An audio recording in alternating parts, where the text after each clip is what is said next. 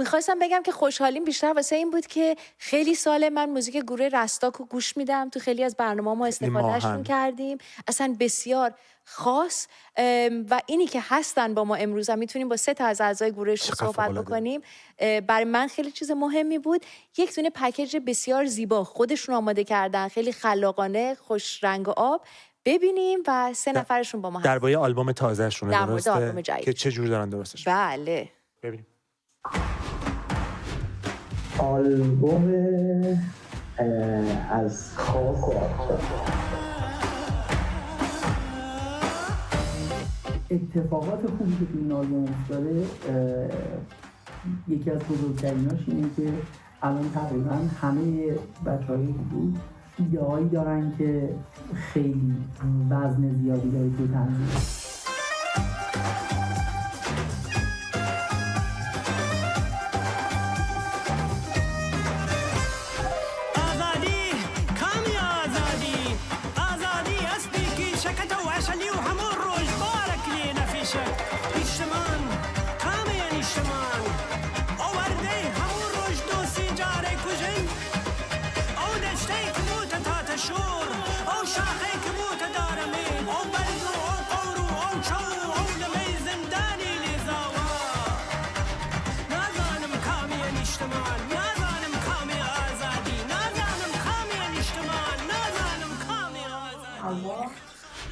که در واقع اولین آلبومی که کار کردیم و به توی از ایران اومدیم، برای من یه چیز خاصی که داره اینه که بکنم هممون بعد از مهاجرتمون خیلی تغییر کردیم، غریبی هم هست ولی آزادتر داریم شاید نگاه میکنیم به خودمون، به زندگیمون، به انتخابامون و این فکر میکنم توی این آلبوم دیده میشه.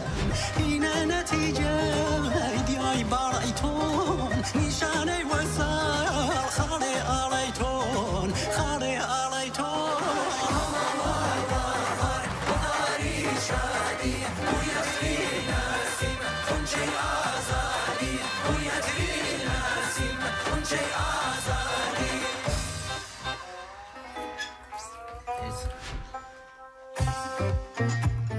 ماشا گلی میای بیرون یا میمونی تو؟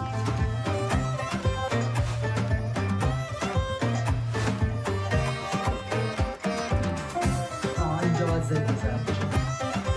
عمر آفجی کسیه که کارا رو میکس کرد. خب خیلی آدمیه که تجربه زیادی داره و خیلی عجیب بود. کار با عمر خیلی برام لذت بخش بود.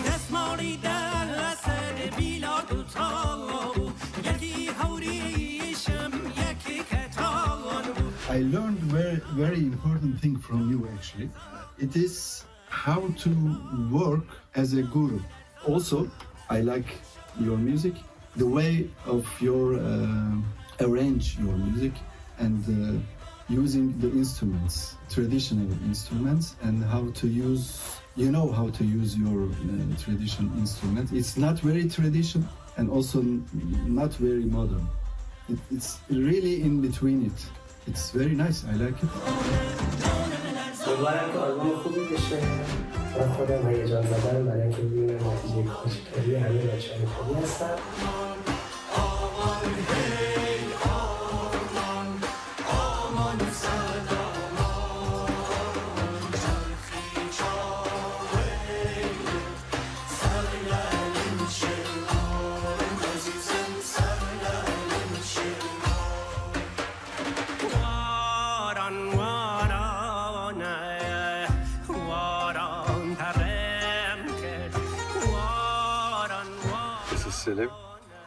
We had so many recording sessions with Rastak Band.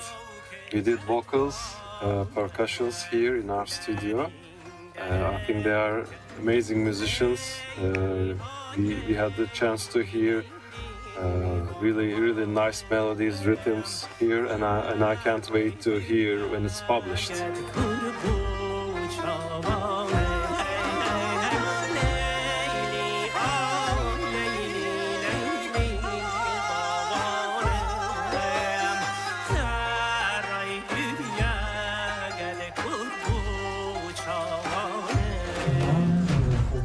خیلی هوا رو دوست دارم و هم ملودیش خیلی خوبه، هم خیلی شنیده شده، هم خیلی هم جنوبی ها من فکر کنم براشون خیلی نوستالژیکه.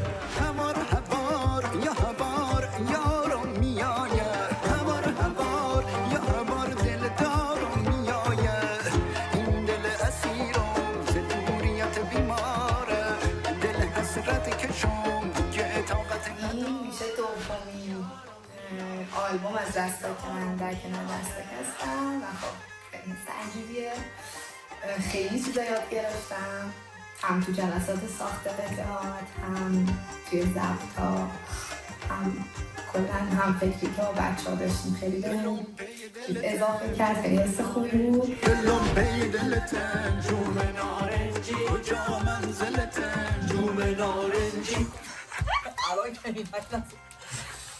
اون کسی که موسیقی برای مناطق ایران گوش میکردم دوست داشتم اتفاقی که میافتاد توی نگاهی که بود. اینو الان که هستم حس خوبی برام داره که یه شنونده‌ای که حالا دوست دارن این موزیک رو دوست دارن یه کار جدیدی توش بکنن. امیدوارم که دوست داشته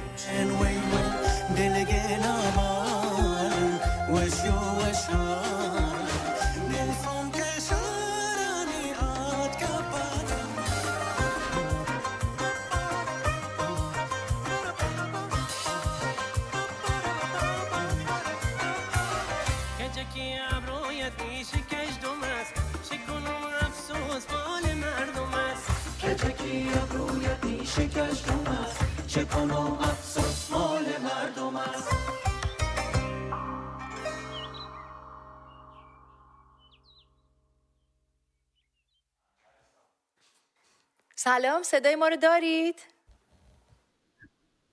میشنوید صدای سلام. ما؟ بله. سلام جناب فرزاد، خانم دینای زیبا، جناب مجید. خوشحالم که شما با ما هستین امروز. شبتون بخیر. خیلی متشکرم. من فکر کنم صدای شما رو اینجا کم دارم. بذارید. بله درست صدای شد. ما رو کم داریم؟ نه اشکال از ما بود. اشکال از ما بود. شنیدم که شما هم از طرف گالری پرودوسر به ما گفتن که سلام به شما. میشنوین.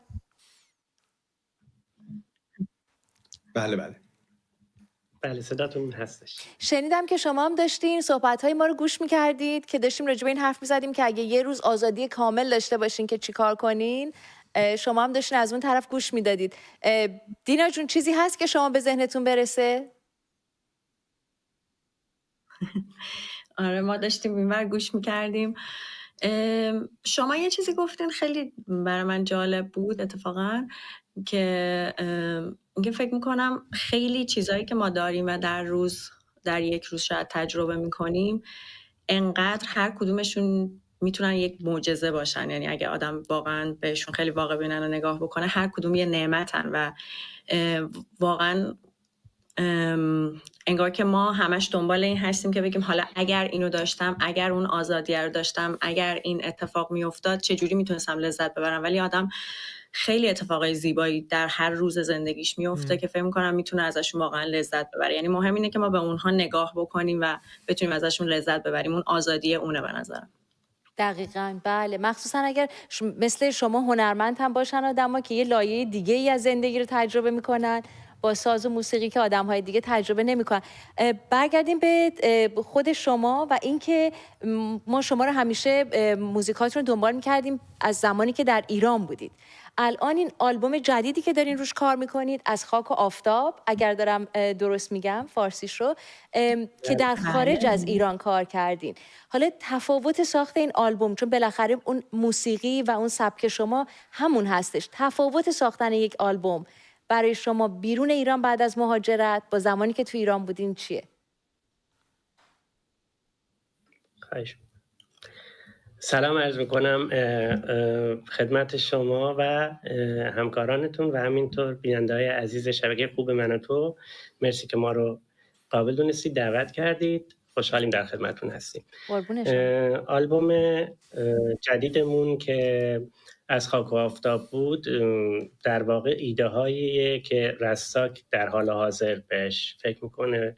بعد از مهاجرت قطعا نگاه ما هم تغییر کرده و یه مقداری خب دست و بال ما بازتر بود به خاطر اینکه ممیزی هایی که به هر حال تو ایران بود و همیشه ما رو آزار میداد در واقع نداشتیم و اتفاقاتی هم که بعد از مهاجرت ما، تقریبا 1 سال بعد از مهاجرت ما، موضوعاتی که تو ایران پیش اومد و در واقع خیلی همه ما رو رنج داد و تحت تاثیر این اتفاقات اجتماعی قرار گرفتیم و سعی کردیم توی انتخاب سوژه ها به این مورد حتما توجه کنیم و توی تنظیم و حالا کارهای دیگه‌ای که انجام دادیم و همینطور ضبطش یک رنگ جدیدی از رستاک میشنوید که متفاوت از آلبوم‌های قبلی و همینطور این که به صورت صوتی منتشر شد آلبوم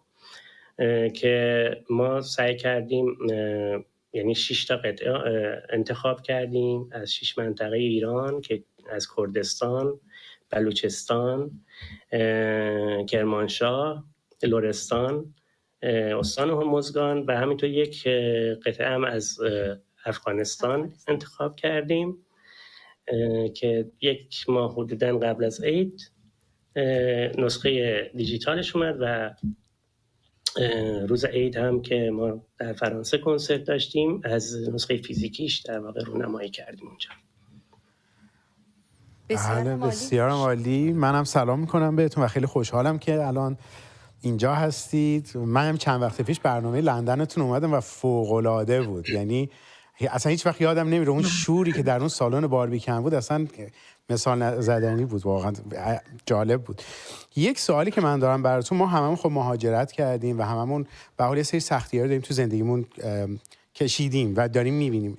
شما چالش‌های گروهتون بعد از مهاجرت چی بوده؟ اگه دوست دارید بیشتر بگید که خیلی عالی میشه. آره حتما. من سلام میکنم به شما و همینطور همه بینندگان عزیز. سلام نکرده بودم کامل. ببینید گروه رستاک شاید میتونم بگم که حداقل در ایران یکی از تنها گروهاییه که اعضای گروهش در طول مدت زمانی که با گروه کار میکنن جای دیگه مشغول به فعالیت نیستن و خب این خیلی چالش‌های زیادی قطعا داشته. وقتی تو ایران بودیم از همون اولش هم رستاک هیچ وقت وابسته به هیچ جایی نبود و مستقل کار میکرد.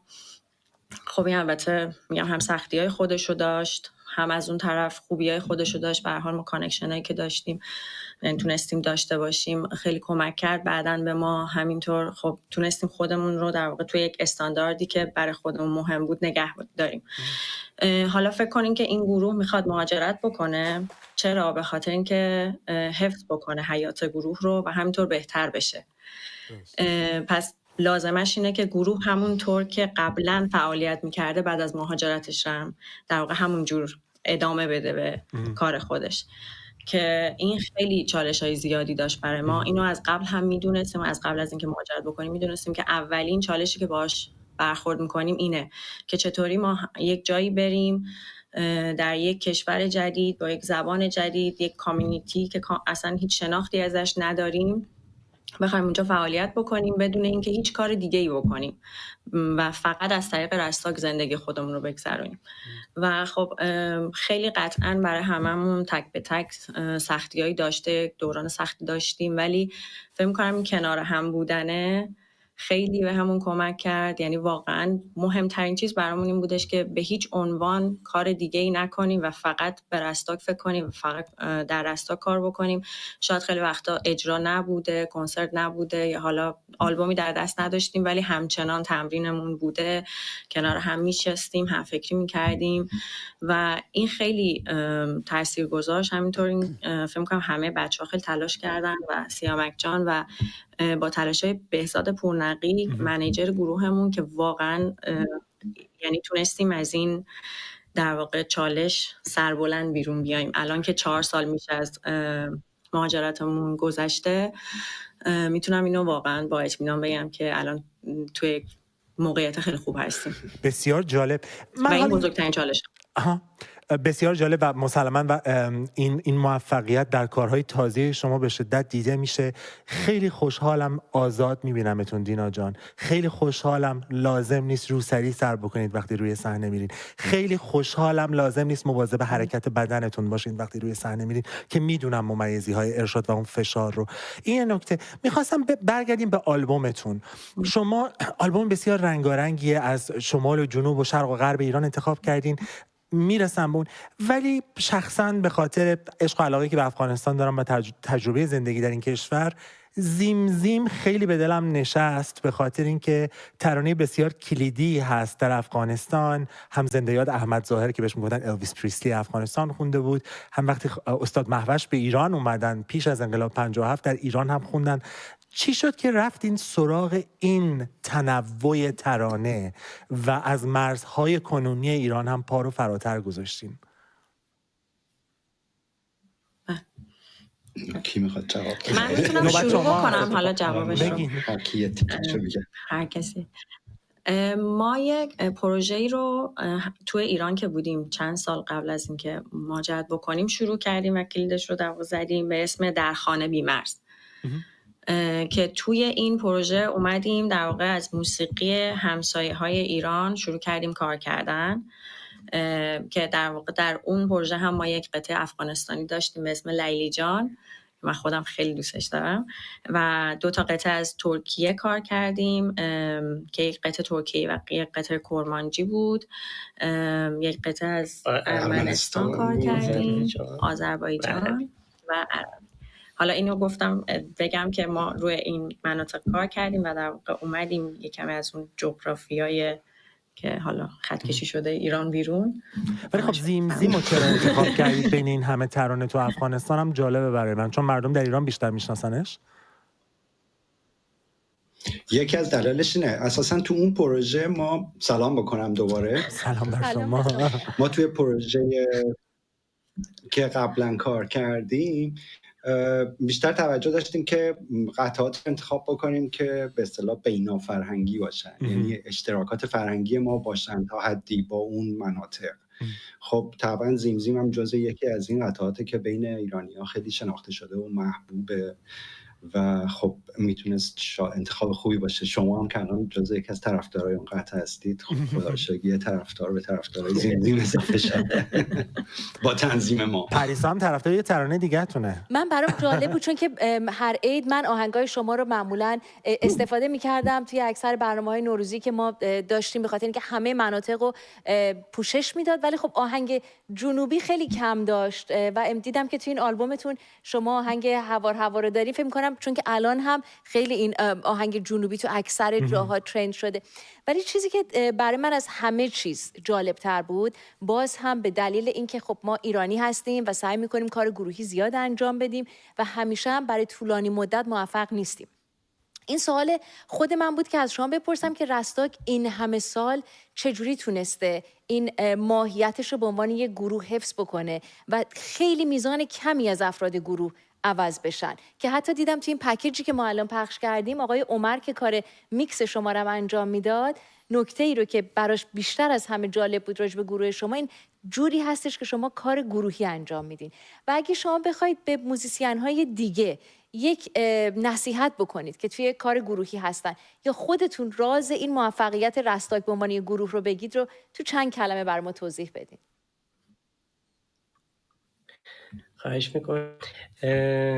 با اجازهتون من جواب بدم. خب یه مقدار اینطوری جا افتاده که کار گروهی کردن تو ایران سخته، نه فقط موسیقی، همه کارها. ولی من اون چیزی که میبینم به نظر من در رأس هرم در واقع در نظر بگیریم سیامک به عنوان رهبر گروه و سرپرست گروه در واقع یک ایده‌ای داشت که یک تعداد از اعضای دوستانی جمع شن دور هم و به واسطه کار مشترکی که دارن بتونن از زندگیشون لذت ببرن. حالا موسیقی رو که کار کردیم، سیامک این آزادی رو به همه بچه‌ها میده که بتونن راحت باشن تو گروه.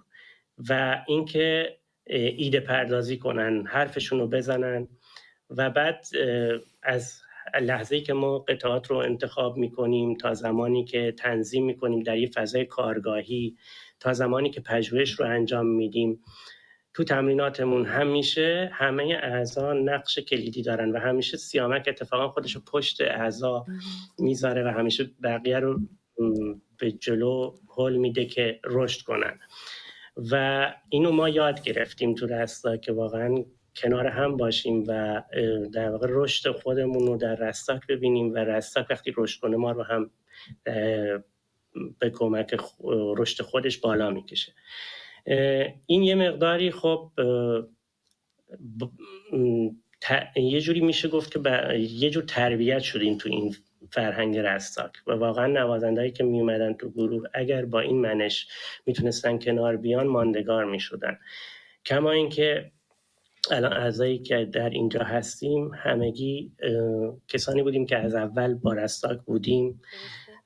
مجید عزیز، مثلا دینای عزیز نزدیک 12-13 سال توی گروه رستاک هستش. مجید هم که 20 خورده سال، سیامک هم از ابتدا بهزاد پورنقی منیجرمون و در واقع ما از اون فیلتر گذشتیم که یاد بگیریم که چجوری گروهی کار کنیم.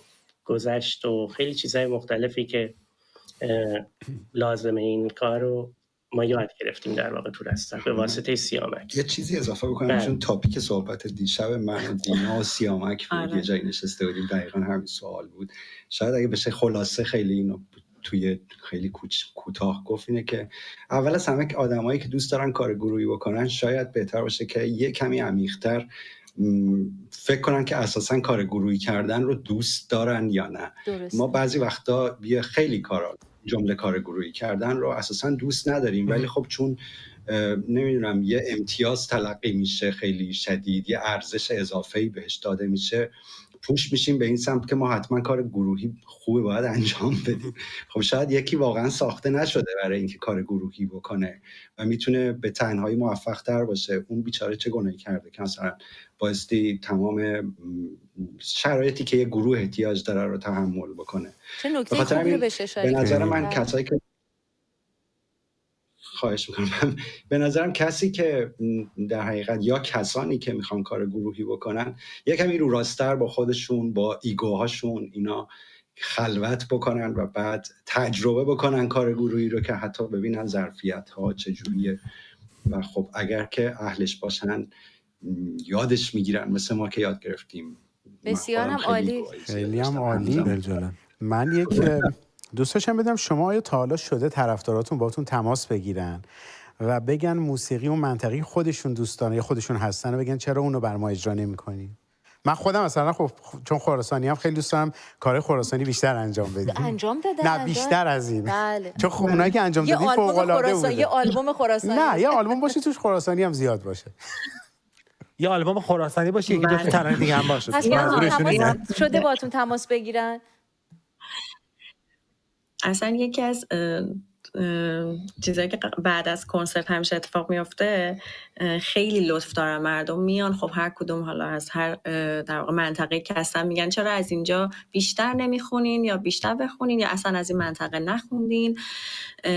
خیلی وقتا شده که هم به اینستاگرام رستاک هم به در واقع ایمیل رستاک پیام میزنن، مینویسن ما از اینجا هستیم. حالا بعضی وقتا هم شده قطعی رو پیشنهاد میکنن ولی این اتفاق افتاده. مثلا حالا نمونش حالا یادم میاد قطعه لیلا در واکومویوم که خب حالا همه خیلی شنیدن قطعه رو. این یکی از قطعاتیه که در واقع یک کسی پیشنهاد کرد به رستاک توی یک اجرایی، گفت چرا این قطعه رو نمیخونین در واقع، که بعد رستاک روش کار کرد. یا یک دوستی داشتیم، ما داریم، یعنی یکی از دوستان عزیز رستاک هستن که اومدن یکی از قطعات در واقع کرمان رو، چون خودشون از اون منطقه بودن، پیشنهاد کردن قطعه فاتلو که ما روش کار بکنیم و اتفاقا خودشون هم حالا اسپانسر شدن چون انقدر دوست داشتن این قطعه کار بشه، روش که حال دیگه ضبطش کردیم و براش تصویر گرفتیم، در واقع منتشرش کردیم. خیلی اتفاق میفته، ولی خب چند تا مسئله است. مسئله زمانی که ما داریم و باید حتما به یک آرشیو خوبی دسترسی پیدا بکنیم از اون منطقه که مطمئن باشیم این موسیقی فولک ساخته شده نیست و خیلی چالش‌ها اینجوری هست. برای اینکه بتونیم انتخاب بکنیم. خیلی نکته که میگین خیلی جالبه، برای اینکه می‌خواستم بگم در زمانه‌ای هستیم که متولی نداره فرهنگ فولکلوریک ایرانی. روزگارانی ما سازمان ملی فولکلور ایران رو داشتیم، مثلا تالار رودکی رو داشتیم، مثلا تحقیق می‌کردن.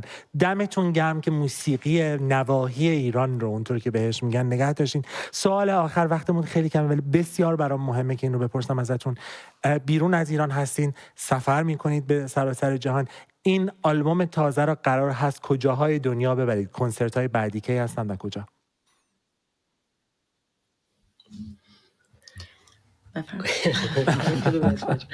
ما کار گروهی ها می‌بینیم. برنامه‌هایی که داریم در واقع به همین شکل در برنامه‌ریزی میشه توسط بهزاد عزیز آقای پورنقی که در واقع بعد از اینکه قطعی بشه به ما اطلاع میده که ما زودترین اجرایی که داریم فکر میکنم اجرای انگلیس ما باشه در لندن و منچستر و ادینبرا در اسکاتلند. ادینبرا در اسکاتلند. من همین امروز تبلیغ شد اتفاقا دیدم بچه‌های باد گذاشتن برنامه رو. دو شب من فکر می‌کنم در لندن هستین که ما یه شبش حتما می‌بینیم. در لندن هست. من هر دو شبو میام. و یک شب منچستر و یک شب در اسکاتلند. بسیار سپاسگزارم. می‌بینید بعضی از آدم‌ها وقتی میان صفا میارن با خودشون. صفا آوردین، از این اصطلاح کهنه فارسی هم استفاده کنیم. یک دنیا سپاس و به امید دیدار. مرسی از وقتتون. مرسی. خودتون باشید. موفق باشید. مرسی از شما. مرسی. به به. اگه از گالری هی به ما نمیگفتن 2 دقیقه 3 دقیقه رفته بودیم. آره رفته بودیم. حالا بودیم حالا